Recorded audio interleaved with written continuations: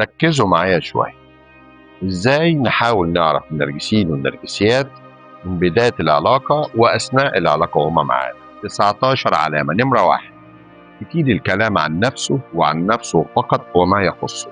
نمرة 2: ينفعل ويغضب لأتفه الأسباب. نمرة 3: لازم خناقة في المناسبات والأعياد علشان ما يجيبش هدية أو يعمل واجب. 4: يقلل من قيمتك أو من قيمتك ومن إنجازاتك ويشكك فيكي وفي ثقتك في نفسك.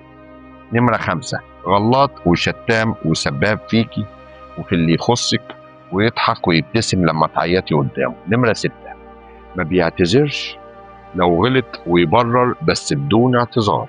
نمرة 7: دايما عامل مظلوم وضحية ودرامي. نمرة 8: ما بيهتمش براحتك ولا نومك. نمرة 9: منتقد ومنتقص ليكي. نمرة 10: قماص وبيعمل صمت عقابي حتى بدون أسباب.